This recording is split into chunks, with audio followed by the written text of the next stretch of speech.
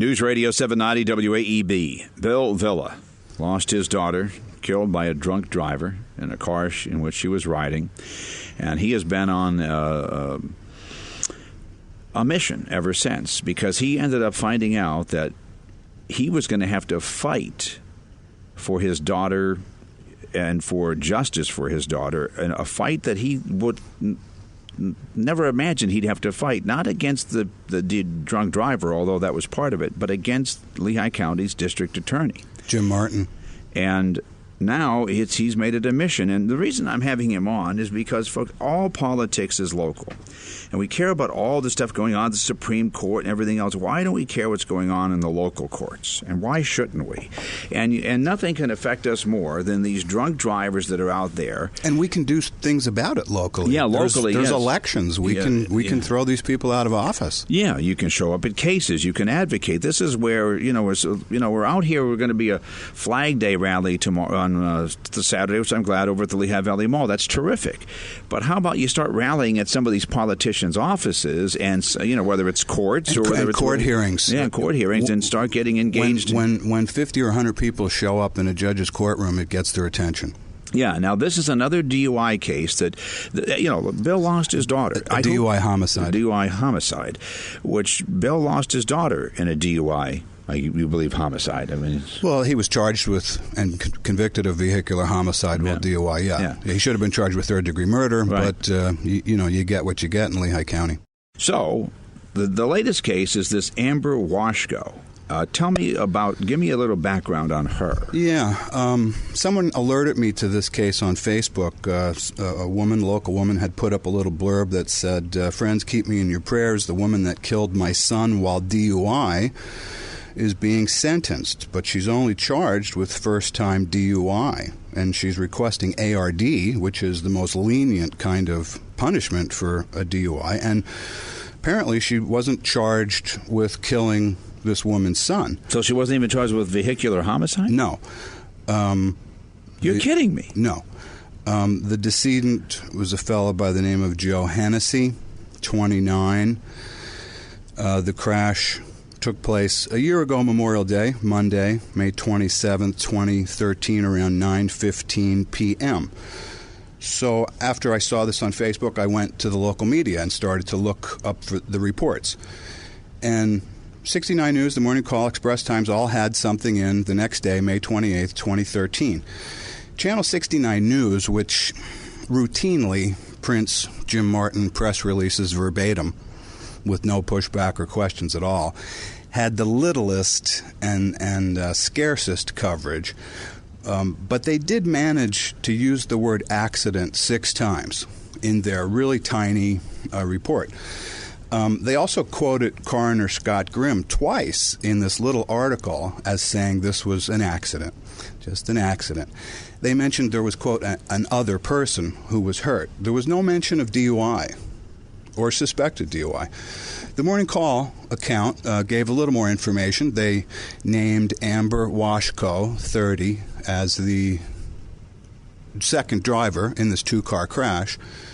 And again, they heavily mentioned that Coroner Scott Grimm had ruled this an accident within 24 hours. No mention of DUI in the Morning Call's coverage. This crash took place at the intersection of Dauphin Street and American Parkway over near Coca-Cola Park.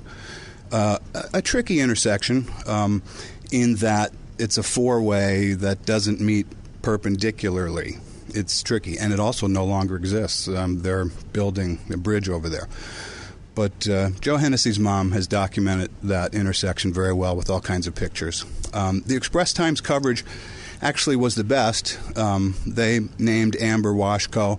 They named the vehicle Joe Hennessy was driving, an old Zolero, and a Jeep Cherokee that Amber Washko was driving. They mentioned that there's an ongoing Allentown Police Department investigation, and that policeman's Dennis Clemens. They also mentioned that the DA is reviewing the case, but again, they mentioned that Coroner Scott Grimm has ruled it an accident. Mm-hmm. Apparently the autopsy was already done. And again, no mention of DUI. Now, so how did they find out she was DUI? How do we find out she was DUI? Well, the police certainly knew, and they took her to St. Luke's Hospital right afterwards. generally, Jim Martin's executive aide, Debbie Garlicki, who formerly was a longtime courthouse beat reporter at the Morning Call, who Jim Martin created a job for her when back when Tribune Company was throwing reporters out the door left and right.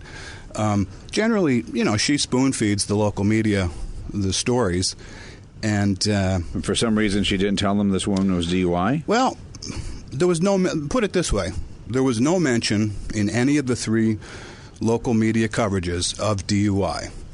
Also, there's been no follow-up since May 28, 2013. There was an ongoing investigation. The DA was going to report, blah, blah, blah, but there's been no follow-up. The next thing I did was there's a website called the Pennsylvania Unified Judicial System that you can go to and look up criminal dockets. So I found one for Amber Ray Washko, and there was a DUI charge there for May 27th, 2013, the day Joe Hennessy was killed. It wasn't charged. She wasn't arrested for it until 8 months after the fact, on January 23rd, 2014. So is she now charged with vehicular homicide? No, there was no mention. So first of all, it was an accident. Now they finally decide Well, here's the thing. When you get behind the wheel at almost twice the legal limit and you crash into someone, I don't consider that an accident. I consider that kind of inevitable. I mean, the fact of the matter is that Amber Ray Washko, driving drunk at nearly twice the legal limit, killed Joe Hennessy, and she's not charged with any homicide. Still not? No. So her case is coming up, though, right? Her case is coming up, yeah. All right, so why wasn't she charged with DUI? She was charged with DUI. I mean, why wasn't she charged with homicide, vehicular homicide? Well, that's a good question, and it's a question. And why did it take 8 months to charge her? Well, that's another good question. And 8 months from the time she was of the accident till she was then charged with DUI. That's right, 8 months. Yeah. Also, why is there no mention of her DUI in any of the local media? Huh. Yeah. Wow. Mm-hmm. All right. So I. So go ahead. I'm sorry. I needed to get a hold of Joe Hennessy's mom, which I was able to, and she has been speaking with me very freely. We've spoken on the phone quite a few times. We met last Saturday for a 2.5-hour lunch, and she told me some really startling things about this case. Well, we got about 4 minutes. Like, for instance, and she didn't hear this from the police or the DA's office. She heard about this inadvertently from a tow truck driver at A1 Towing, that black box data from Joe Hennessy's car revealed that before the crash, he had been at a full stop, kind of a red light, and had then accelerated to about 15 miles an hour. When the light changed. When he was T-boned by Amber Washko, who obviously ran a solid red light. And what had her? Did she have a black box in her car? She did. However, the Allentown police did not retrieve any of that data. Huh. And they told Joe Hennessy's mom that they didn't need it, that they were able to determine Amber was only going 41 miles an hour in a 40-mile-an-hour zone. The autopsy revealed that Joe Hennessy's brain, like my daughter Sheena's, and this is his mom's words, not mine, his brain had been turned to mush, and all his internal organs were obliterated. I'm sure Coroner Scott Grimm, who is used to seeing horrific crashes like this, is well aware of the correlation between fatal injuries and crash speed. So they never retrieved her black box information, Amber Washko's. At first, they said they didn't need it. When Joe Hennessy's family pressed as to why you didn't get her black box information, they said, well, we didn't have software that could read that data. Now, if they had, they could have found out that she was going a heck of a lot faster than 41. And now that it's too late to get that black box? I think it is, yeah.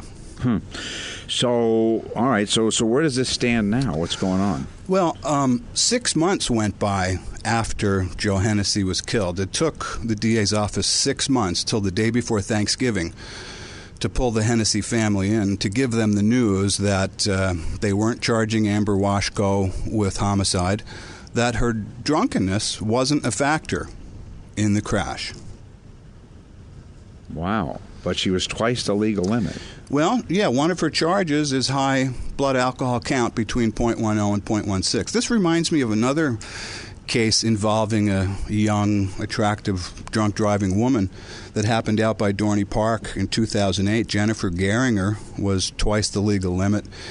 She hit a pedestrian, Parkland wrestling coach John Togus, and Jim Martin's office determined that her drunkenness wasn't a factor in that death either. Huh. Wow. So apparently you can drive drunk. Apparently you can. Yeah. Some people have just a better ability to drive when they're drunk. Yeah. I wonder how they figure that out. I don't know. Maybe there are people in high places in Lehigh County, maybe in the district attorney's office, who have experienced driving drunk and don't think it's that big of a deal. But I digress. After that, before Thanksgiving meeting, another 6 months went by, and the Hennessy family was frantic for answers. They weren't hearing from the DA. They eventually wrote to Senator Pat Brown, who got a hold of DA Martin's office, and they finally got some answers. Got back with the family to say that the sentencing was going to be on June 16th. And now that's been postponed. That has been postponed. All right, we're out of time already, man. So June 23rd is the next court hearing. June 23rd, Judge Ford's office, 9:30 a.m., courtroom 5A. Let's pack it. All right, good idea.